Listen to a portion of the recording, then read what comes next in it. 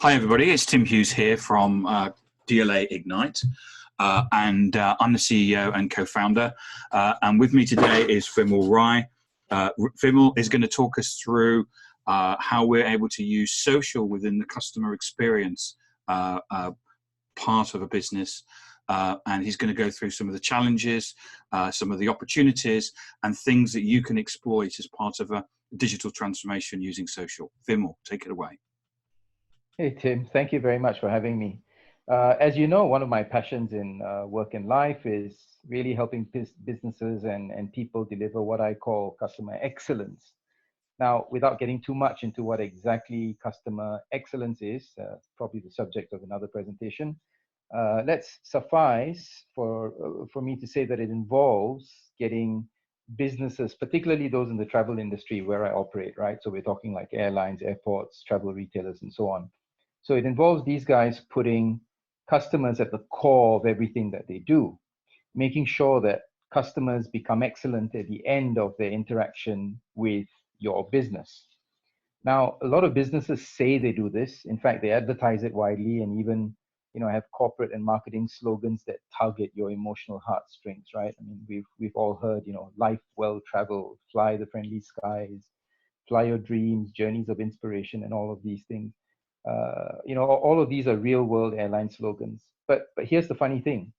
When customers are surveyed around the world, the travel experience provided by airlines and airports is consistently one of the lowest rated in the world, right? Regardless of geography or culture. So clearly there is a gap between the experience that travel companies think or say that they provide and what they actually do provide from the customer's perspective. Still, you've got some airlines and airports that stand out, and sometimes they stand out head and shoulders above the peers. But why is that? How do they do it? And more importantly, can even these organizations do better? So, look, I believe that standing out in a sea of mediocrity and ubiquity isn't really that difficult. The real question is, can we as an industry do better? Right? So I believe that we can, and one of the key ways that we can raise the collective level of customer experience in the travel ecosystem is by socializing it.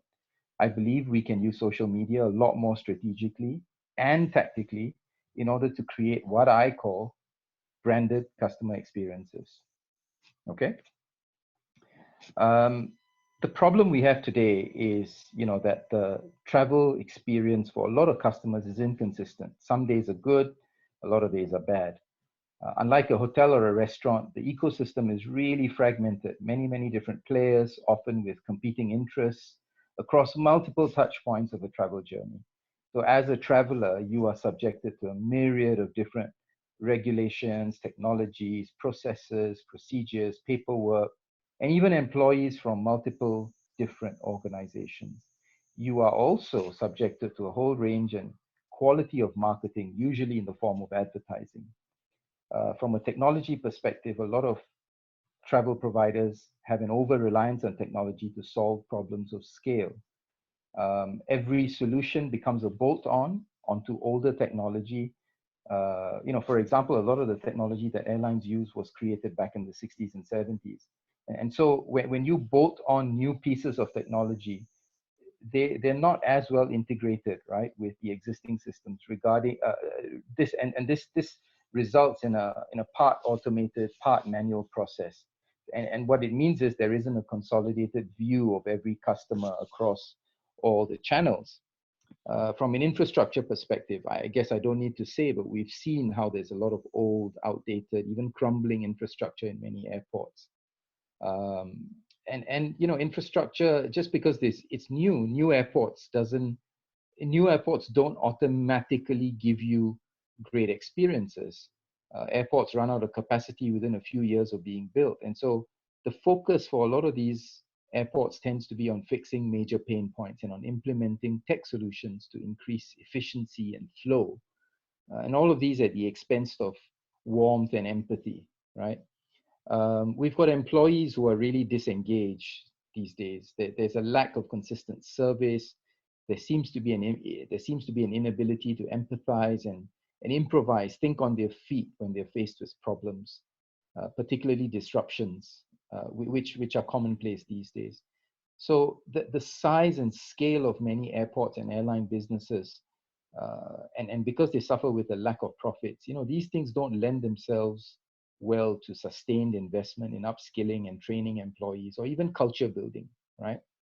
And as we know, the travel business is subject to or is susceptible to external uncontrollable shocks, right? We have responsibility that is shared across multiple stakeholders when things go wrong, and the result is that the service chain is actually ridiculously fragmented.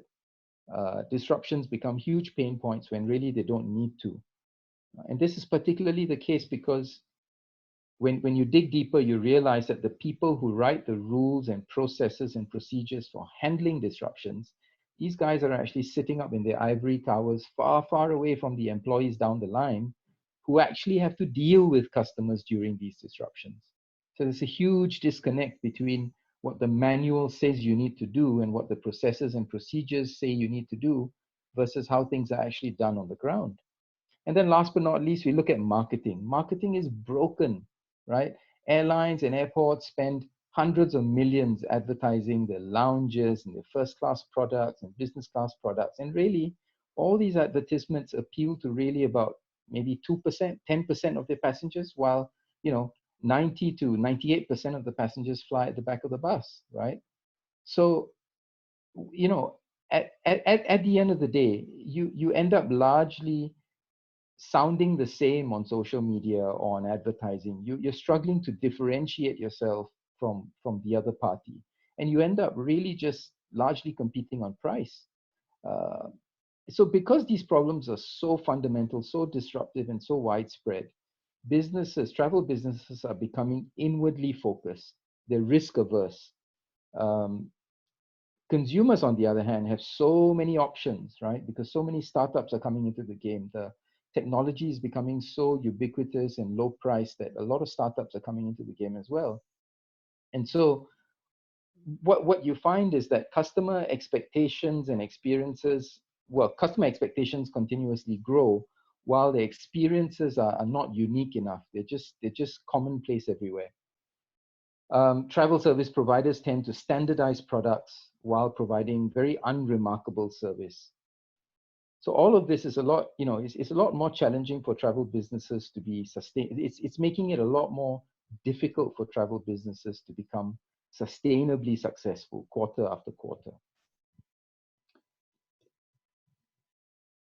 If we look at it from a consumer perspective, we've looked at business challenges of the travel ecosystem. Let's try to understand some of the mega trends that are affecting the travel industry.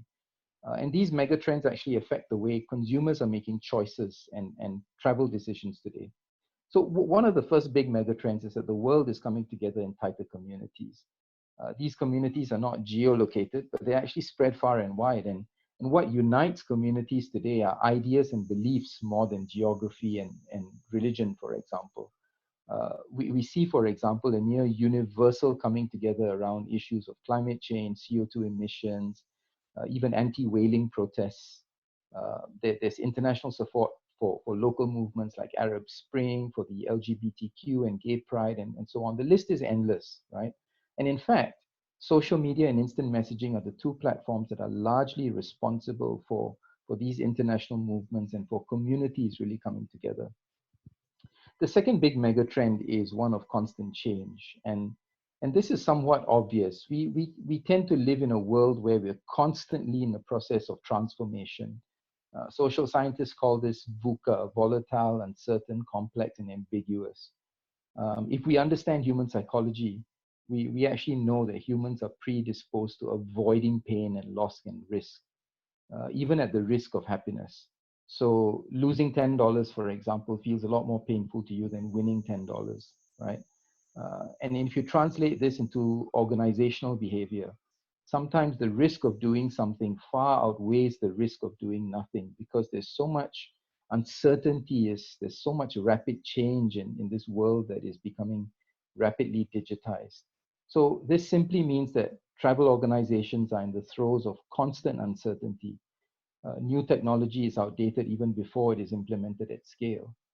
Perfect examples include, Brexit and the Hong Kong protests that are ongoing right now, the US-China trade wars. I mean, all of these are hugely contentious and impactful events that are causing unstable business environments and lessening or increasing the fear within organizations to actually engage in social transformation. So it's effectively paralyzing organizations when it comes to the effective decision making. The third big megatrend is one of data. The sheer volume of data is overwhelming us as a species. Did you know in 2017 and 18 alone, we produced more data in all of history prior to that? So what do we do with this overwhelming amount of data? We turn to artificial intelligence and machine learning to start to make sense of trends and provide deeper insights. It's not because as humans we're not smart enough, but because organizations and the people within them cannot process the same volume of data efficiently and accurately. And so typically within a travel environment, because the number of travelers typically doubles every 15 years or so, one of the biggest data challenges facing airlines or airports, for example, is the efficient and accurate management of passenger flow. The focus, therefore, becomes the implementation of technology, biometrics, artificial intelligence, all these tools so that passengers can be processed more accurately in the same amount of time. The next big megatrend is that because of all these things, constant change, the huge amount of data that we have to handle, organizations tend to have a transactional bias today. And what this means is that they're, as opposed to taking the time to listen and empathize and understand, organizations are forced, they're almost pressurized to become, to have more rapid decision making, to process more and more voluminous amounts of data. Every interaction has become valuable to the extent that, whether you can tie it to some metric or KPI around money and revenues and profits. So what you have effectively is the same amount of time per day, but increasing information and data, which really equals to less processing time and more bias and therefore, as I said, an increasing transactional bias on the part of companies. The last big megatrend, funnily enough, is as economies have grown and disposable incomes have grown around the world in the last 30 years or so, and particularly with the onset of what's known as low-cost carriers that have made travel so much more affordable, even cheap in some cases. What has happened is that people have entertained the desire to travel. You've got all these phrases like YOLO, which is you only live once, and FOMO, fear of missing out, and people are deciding to take on journeys, shorter journeys over the weekends and so on, much more often than they used to in the past. And so if you understand the industry challenges in the light of these 5 megatrends, you'll be able to see the full scale of the challenge facing us today. Exactly why there exists such a huge gap between what customers seem to want and what travel companies say they will do or want to do but are unable to do today. So there's a real gap between customer expectation and the customer experience that's being delivered. Now, taken all together from a business perspective, what this means is, over the last 20 years or so, we've moved into what is known as the experience economy. This was a phrase first introduced by Pine and Gilmore back in the turn of the century, back in 1998. And basically what it says is that, we're all consumers of experiences. Maybe this is best personified by Disney. If, Disneyland calls itself the happiest place on earth, right? And what that means really simply is that when a brand intentionally uses its services as a stage, its goods as tangible props, to engage its customers, then experiences are being created. And what are experiences? Experiences are really memories, right? Memories are what consumers, you and I, as customers, these are the memories of what we take away and we remember from every interaction. This is actually a really, really key point to understand for all high-touch businesses, which are really travel businesses are really very high-touch businesses. And it's key to understand that memories are what customers take away from every interaction. So from amongst the hundreds or thousands of interactions across, a traveler's journey, what we retain as customers are really the best and worst moments, right?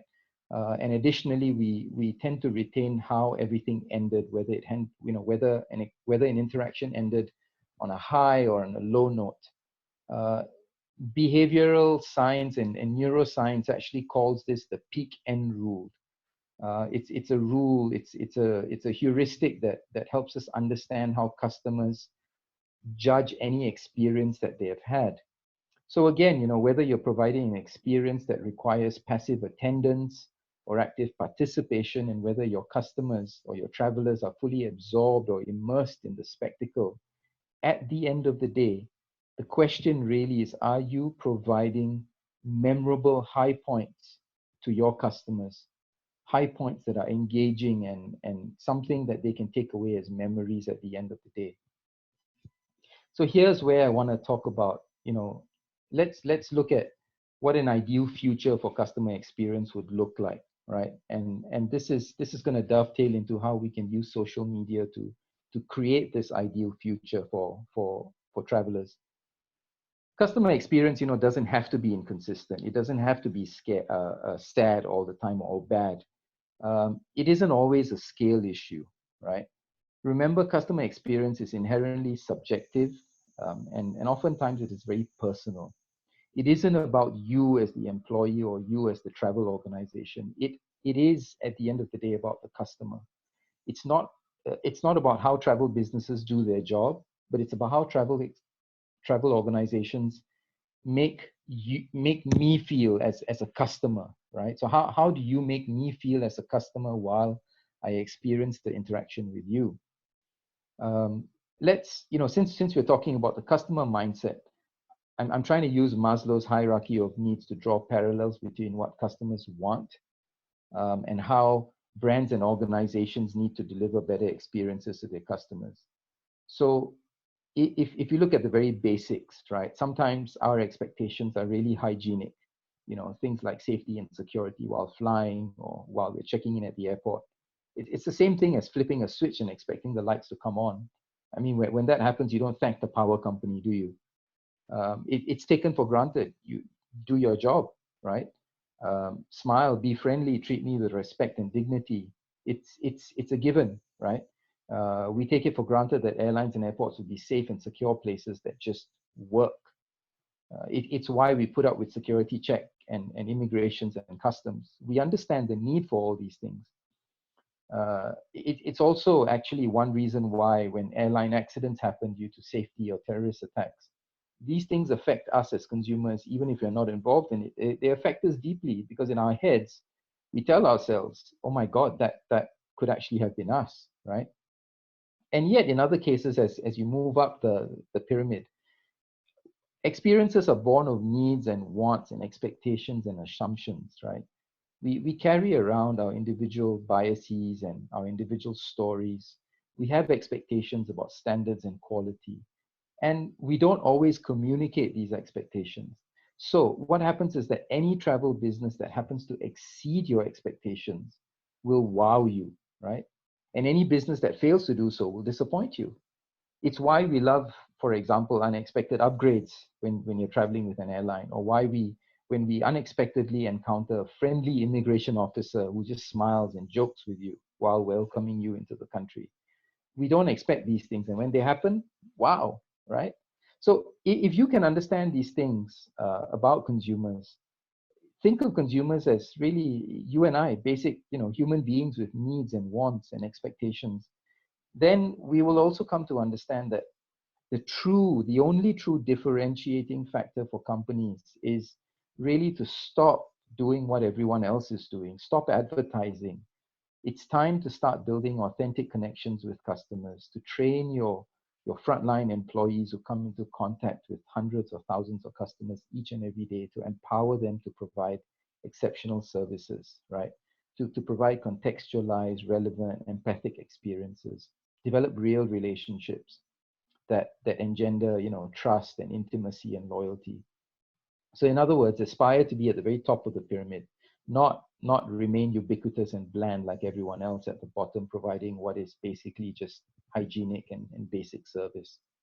Now, the evolution of social media over the last decade or so allows us to decide now how we want to communicate and what we want to communicate. With whom do we want to communicate? When do we want to communicate? And how do we communicate? So it's no longer a broadcast, but really think of it as a narrow cast, right? It's no longer blasting out advertising 24/7. It's now using stories that are relevant to smaller audiences, smaller target segments, which are available for consumption when the audience wants to consume them. Think of it as more intimacy, less corporate, more empathy, less publicity, more authenticity, less marketing. Customers should, end up having more personal interactions with you, no longer having a one size fits all, but maybe having a one size that fits many, but maybe special sizes for special people. So this is how you move up the hierarchy and the ladder here to deliver wow moments by going the extra mile, really. And perhaps what I should end off with is understanding that when you talk about socializing customer experiences, when you talk about leveraging social media to design and deliver memorable customer experiences, there are three key drivers that are involved, right? Think of each of these drivers as objectives. These drivers are your why as an organization. The how and the what can come later, right? So if you begin by putting customer experience excellence as an organization goal at the core and at the center of your business, right? What you'll end up doing is hopefully busting the silos that exist in your business. You'll encourage cooperation, dovetailing interests across stakeholders. You'll reduce your reliance on technology for solutioning, while you'll adopt it as a methodology for effectiveness and efficiency. Hopefully, you'll humanize your brand, and you teach your employees to seek opportunities to serve and delight, right?